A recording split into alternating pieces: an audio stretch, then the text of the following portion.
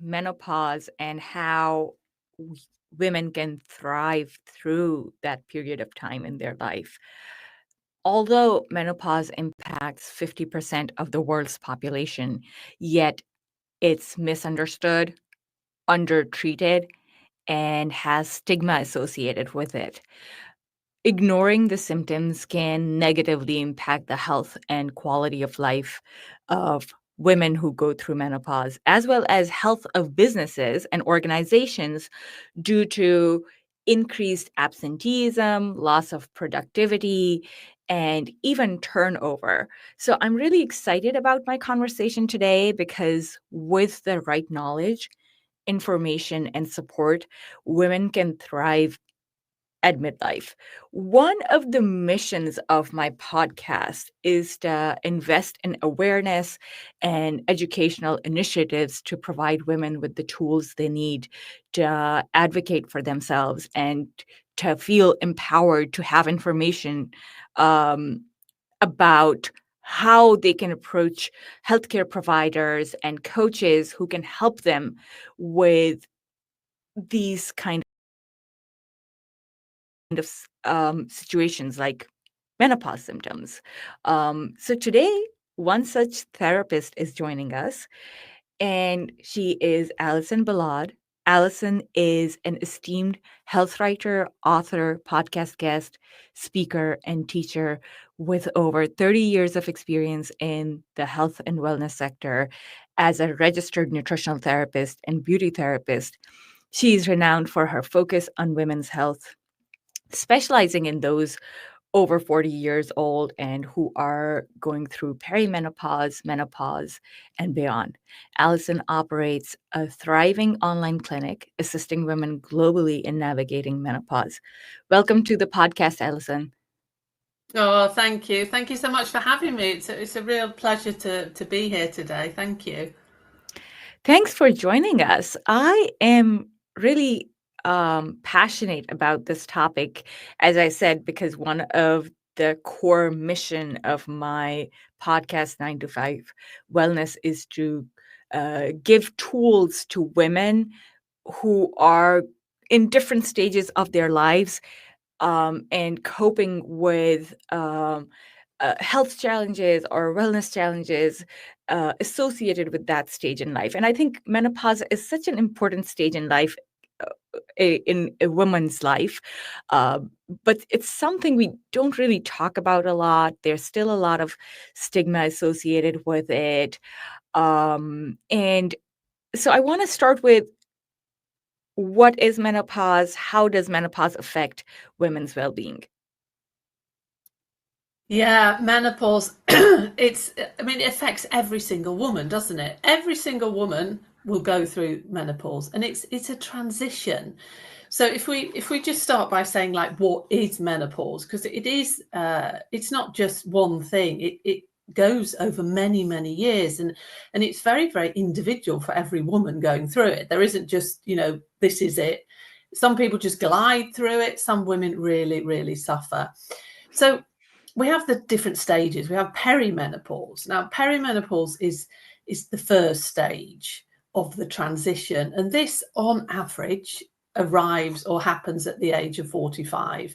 But again, it is very individual. Some women experience it earlier, some women experience it later. And perimenopause is where the hormones start to become unbalanced. So it's a bit like a crazy roller coaster ride, but you're still fertile, you're still having your monthly cycles, even though they might become a bit erratic. And this is where your hormone levels, they don't decline necessarily in perimenopause. A lot of women in perimenopause, and I see with my clients, is that they can be estrogen dominant, but gradually, as you go through perimenopause, your hormones, estrogen and progesterone, will decline. And when they come to a level, when they're a lot low and they declined a lot, you then will go into what we call menopause. Now, menopause actually really is only one day, because all menopause means is that you haven't had a period for a year consecutively. So when you haven't menstruated for a year consecutively, you are then in what we say menopause. Mm. And then all the years after that are what we call postmenopause. And postmenopause is where your ovarian function has finished, your body, well, your ovaries are no longer producing estrogen and progesterone. Your body still does produce a very, very small amount from your adrenal glands. So you're in postmenopause, and with that comes a lot of other things, because our body needs hormones. We need our estrogen and progesterone. So there's a lot of changes that happens in a woman's body during this transition. You know, how does it affect us? There's so many different things. You know, the physical side of it. There's just so many different menopausal symptoms. But when you're in perimenopause, the start of it, you can really start to experience things like fatigue. You know that, and it's like exhaustion on a different level. You can experience sleep disturbances, you know, hot flashes, weight gain. And then you've got the mental health side of it. You know, a lot of women really suffer from anxiety. Even depression, you know, is a symptom of menopause. Things like brain fog, lack of focus, not being able to concentrate on things. And it's also a big transition for a woman. So you can sometimes, and I see this in a lot of women, you kind of lose your confidence. There's so many things happening that you can lose your like purpose and identity with all these hormonal changes. So it's a big shift in a woman's body, because we need our estrogen and we need our progesterone. We basically have receptors for these hormones all over our body. And when we stop producing these hormones, you know, you've got your little receptor there waiting for the hormone, which is a chemical messenger, to come there and give it the message, but it never arrives. So it's not surprising that we experience all these different symptoms. Yeah, yeah. I love how you just explained that it's a chemical that a lot of your body's receptors are relying on. And when it doesn't arrive, then you start experiencing all these symptoms that you mentioned, like fatigue, um, night sweats, hot flashes, and then mental health. I want to explore the mental health aspect a little more. When I work with my clients, I've seen a lot of anxiety, like you said, a bit of lower self esteem, um, and low confidence, and uh, and then in extreme cases, I've seen depression. So, what do you suggest women should do to overcome the mental health challenges that come with menopause? Yeah, it is like anxiety. I see anxiety a lot in my clients as well. And it's really, there isn't just one simple answer, of course. There never is there? But you really have to look at it from many different aspects if you're going to work on, you know, reducing anxiety, helping with brain fog. You need to look at the nutritional side. You know, what are you eating? You should be eating foods that are going to help, you know, to feed the brain. And also foods, you know, if you're eating a very high sugar diet, that tends to feed anxiety and stress and make you feel 100 times worse. So there's the nutritional piece, and then also stress management, you know, really looking at, okay, if I start to feel anxious, what can I actually do that's going to help me? What can I do to calm down? So it's making clients mindful of how they feel, you know, being in touch with, because normally if you're getting anxious, if you know that feeling, you can actually stop it before it really, you know, becomes something worrying.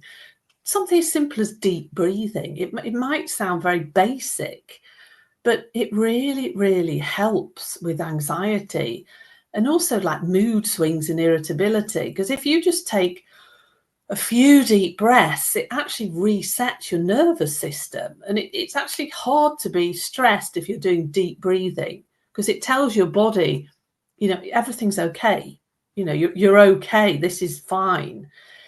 So the nutrition, the mindset, the mindfulness, and then looking at your lifestyle strategies. How are you actually living your life? What can you do there to really help to manage how you're feeling? Because you have to think of, because of the transition you're going through, you might need to make a few little tweaks in your lifestyle that you maybe weren't doing before. You need to look after yourself better, really, than you did before. Yeah, absolutely. Absolutely. So for some of the physical symptoms, like especially hot flashes, I've heard are really disturbing, and the fatigue. Are there any nutritional or lifestyle strategies for those that would specifically cater to those symptoms? Maybe even if you recommend any supplements, nutritional supplements, or specific foods to eat for that. What would those be? Yeah, hot flashes.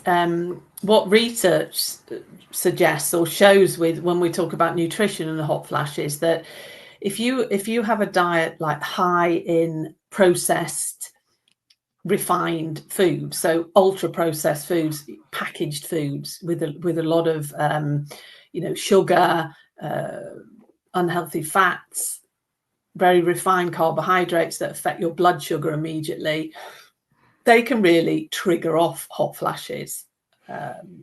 So looking at reducing, it's very difficult to avoid processed foods because of the food environment that we live in at the moment. We live actually in a very Yes, they're everywhere. They are everywhere. You can't escape them. But I do want to highlight what you're just suggesting. Don't eat anything that has a barcode on it, right? Nothing packaged. Things yeah, that come, that's right. things that grow, come from the ground, like grow in the ground, on the ground, or if you eat animal uh, products, those should be your go-to. Um, so yeah, since our environment has so much of the processed food, what can we do? Yeah, I mean, you could do a whole, I can really get on my high horse about this. You could do a whole podcast about it, but it's not easy. And I'm not suggesting that it is, because like we've just said, they're everywhere. Everywhere you go, they're just everywhere.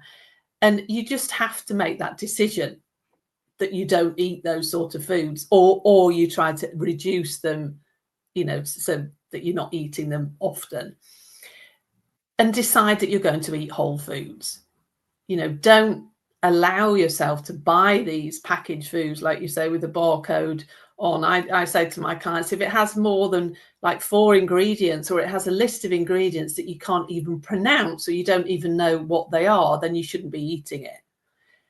Trying to think of easy ways and realistic ways that you can prepare food with whole ingredients. And when I say whole ingredients, I mean like vegetables, a piece of broccoli. If you eat meat, chicken. If you don't, soya products, and vegetables and beans and legumes. It doesn't have to be complicated. I think a lot of people are put off because they think, oh, I can't cook. I don't know what to do. I'm all for easiness. I've got hundreds of recipes on my website that take like minimal amount of time to actually prepare, and they're full of healthy ingredients. The Mediterranean style diet always comes up in research as being a sustainable, healthy way to eat. And that is really just what we were talking about, eating vegetables, fruits, nuts and seeds, healthy fats like olive oil, butter, protein from meat, very little red meat, but a lot of like poultry and fish, seafood, and no processed foods, basically. Yeah. Yeah.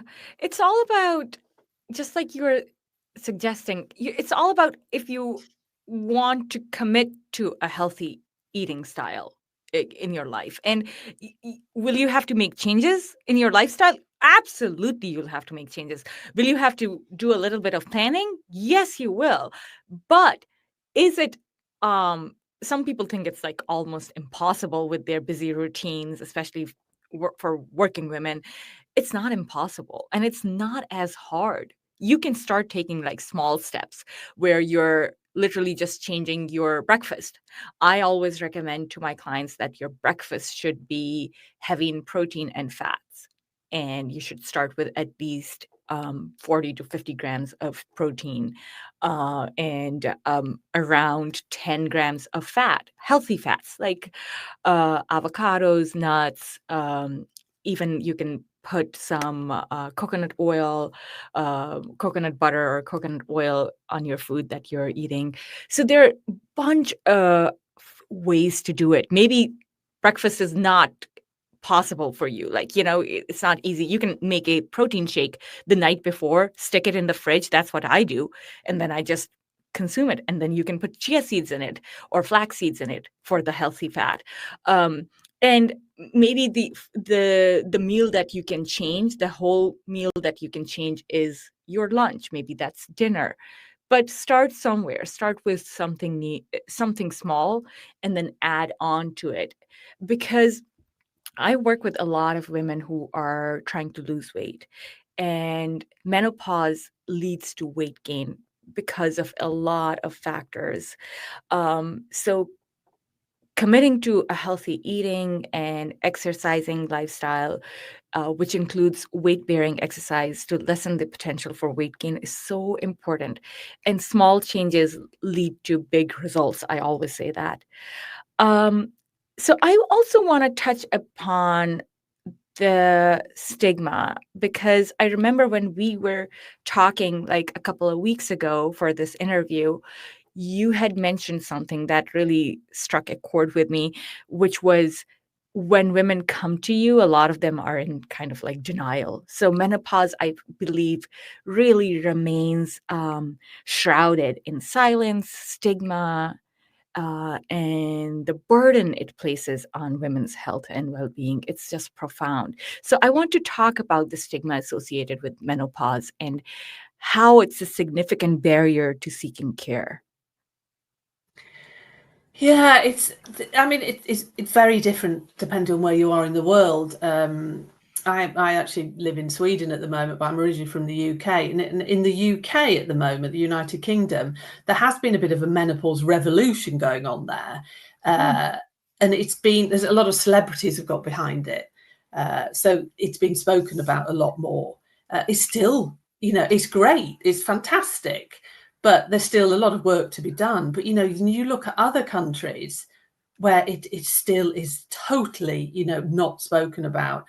I remember when I was growing up, my mother and, her friends going through the menopause, and it just was not spoken about. It was more, oh, no, you just get on with it. It's the change, they used to call it, and the women used to suffer, but nobody spoke about it.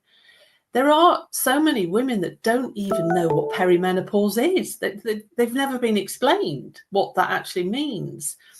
And it's shrouded with this, this taboo, isn't it? This negativity. No one wants to talk about it.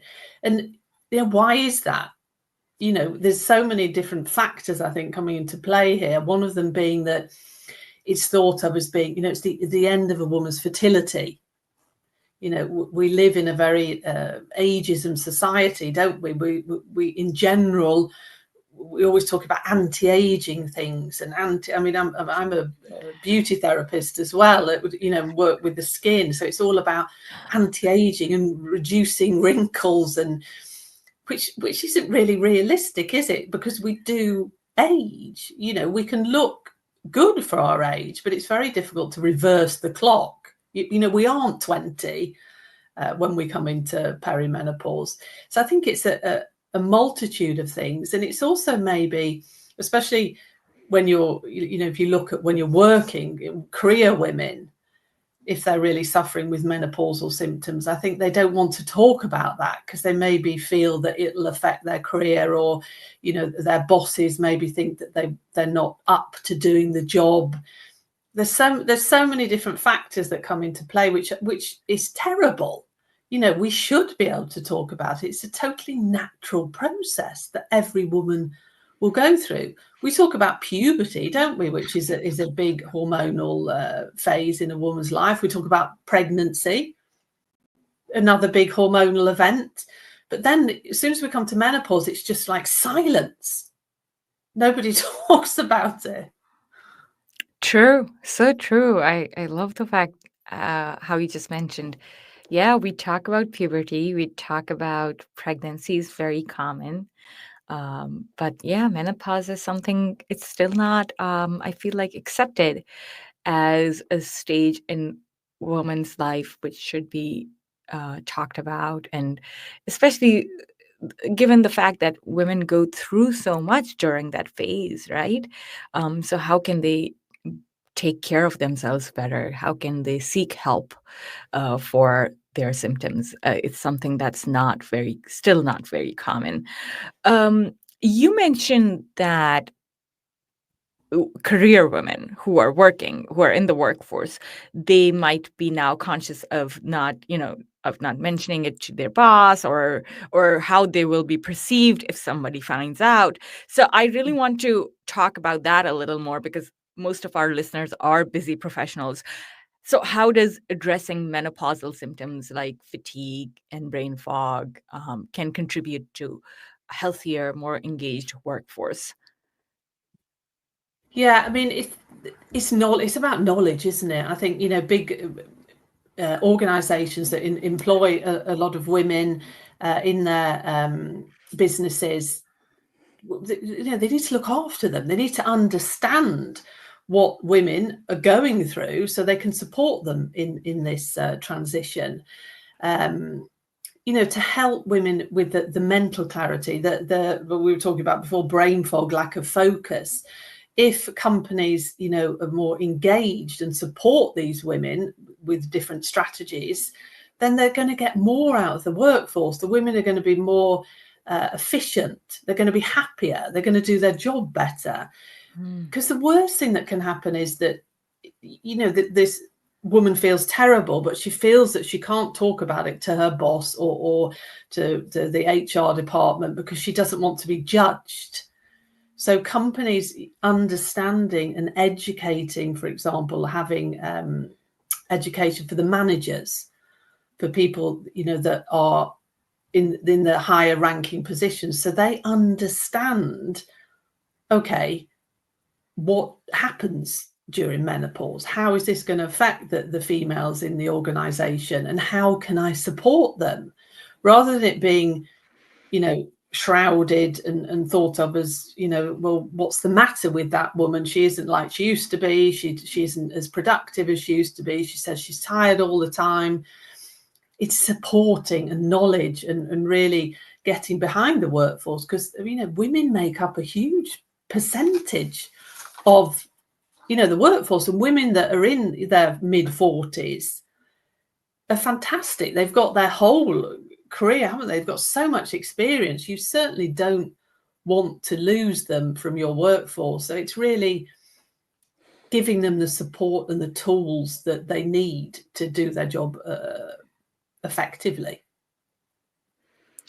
Yeah, absolutely. And I want to go further deep into it. So, how can organizations better support women going through menopause to maintain their well being so that they can, and keeping them as the productive individuals of the workforce? Yeah, there's many different ways that organisations can support women. One of them is, like I was saying, education. So a lot of companies, and this particularly I've seen happen in the United Kingdom, that a lot of companies are doing like workshops.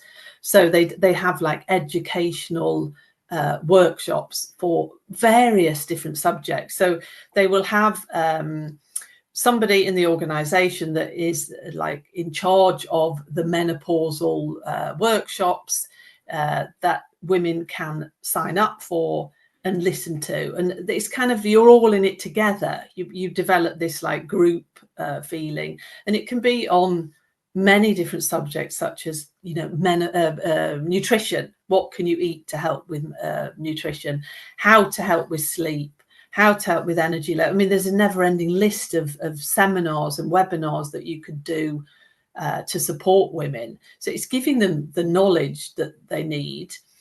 And then manager training, so making sure the managers understand what women are going through so they can support them, and also that women feel that they can talk to their manager about it. They can maybe one day you're just feeling exhausted because you didn't sleep. Lack of sleep is a big menopausal symptom, that you feel that you can go to your manager and say, you know, I'm sorry, but last night I really slept badly. I just wanted to let you know that I feel very tired today. Also allowing, maybe having scheduled breaks, allowing women to take breaks, even if it's just 5-10 minutes, just walk around, maybe go outside, not having to feel guilty about doing that, knowing that that is allowed in the organization. And also some organizations, if you wear, you know, a uniform, if there's a uniform that you wear for work, they've made it in a material that is breathable, that feels nice, because it can be hot flashes can be terrible, you know, and it's not nice, is it, if you're sat at your desk or whatever environment you're working in, and you're getting all these hot flashes and you're sweating, you know, maybe you've got clothes on that you can see that, you know, it's not nice and it's distressing. So providing uniforms that can help with that. Having fans on people's desks, you know, to help with the hot flashes, just small things. And some organizations actually have like wellness rooms where people can go that are very, you know, it's a very relaxing environment, of like a calming place where you can just go and breathe and, you know, just calm down and relax for a while. Allowing people to work from home. I know many companies have different procedures for that, but maybe not asking people to come in every day, allowing them to work from home if they feel that they need to. And another area that I'm always talking about when I go into organizations is that don't have big bowls of like sweets and donuts and sugar everywhere in the organization. Why have that? That's, I mean, it isn't just for menopausal women, is it? It's terrible, full stop, for all the people working in that organization. Just get rid Absolutely. of all of that. Yeah, absolutely. Especially right now. I actually did a podcast a few weeks ago about how to stop sugar cravings over holiday season. So right now, as we are going into Christmas and New Year's, oh my gosh, at work, there's going to be desserts everywhere, everywhere. And the number of like work parties and the work events, it just increases. Nothing wrong with celebrating, but the availability of the high sugar content around us, it makes it so much harder on our bodies to process that sugar, and then we experience all these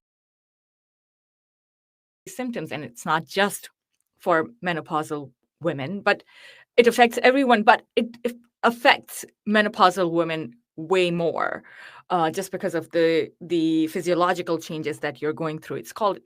I call it hormonal aging.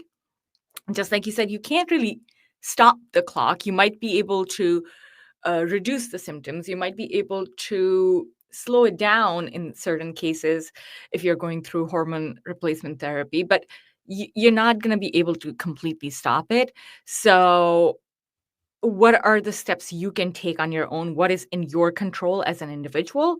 And one of the steps is to avoid high processed sugary foods. And then I think I just like it that how you're putting the onus on the organizations to maybe limit it, maybe put a notice out that, if you're bringing any treats, they should be healthy treats. People can, um, make home baked or home cooked food and bring it, which is not high in sugar, and is made of whole foods, like with healthy nuts and seeds. Like I make these peanut butter date energy balls, and they have like dates, peanut butter, Yeah. peanut chunks, and chia seeds, and they are Delicious. delicious. Yeah, they are. They are delicious, Delicious. right?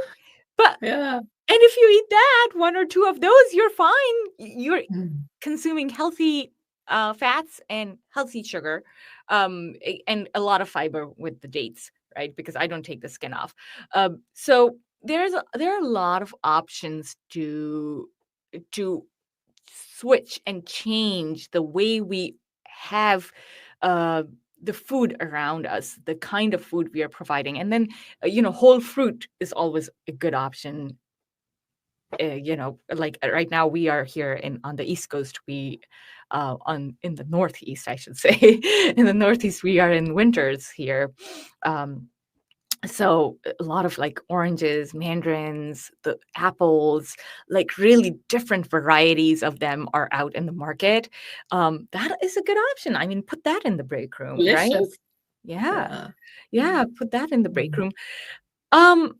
Yeah, all of this is really good. I agree that women, when they're going through this transition, women I work with, a lot of them are like prompted to consider changing careers, reducing their hours, completely leaving the workforce because they are so just fatigued and they're having a hard time coping with the symptoms. But as the organizations can better support women, though, they can create and foster a supportive environment that empowers women experiencing hormonal aging. All of your tips were wonderful. Where can our listeners and viewers find you, Allison? Yeah, I think that the best place is on my website, which is alisonblard.com. I'm on virtually all social media. If you just look for Alison Blood, you'll find me on Instagram and everything there. But on my website as well, there's a lot of free downloads, meal plans, etc. If you want some ideas of healthy recipes, I have a recipe section there of many easy, very, very easy, delicious recipes that you can try.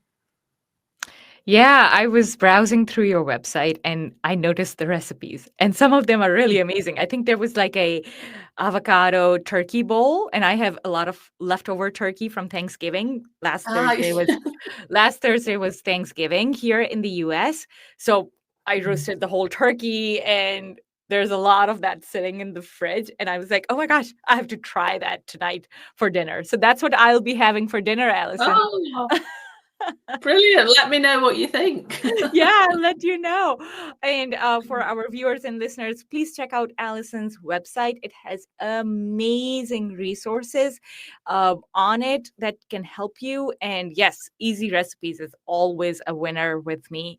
So I want to just end this podcast interview with the fact that embracing this natural transition is easy if we can empower ourselves with knowledge and guidance, which will lead us to thrive during this transformative time in our lives as women. So, it's time to honor the wisdom and experience that comes with age and not shy away from it and not be like feeling bad about it, or never talk about it. Actually, the more we talk about it, the more it is normalized, and seen as something as a normal part of a woman's life cycle. That would help the women coming after us who are going to go through this stage too. So thanks for sharing these tips again. I really think these tips will help our listeners navigate menopause with strength and resilience. Thank you so much for being a guest. Oh, thank you. It's been lovely talking to you. Thank you for having me. Oh, same here.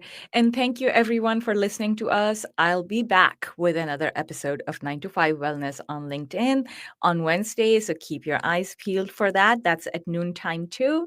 Till then, bye.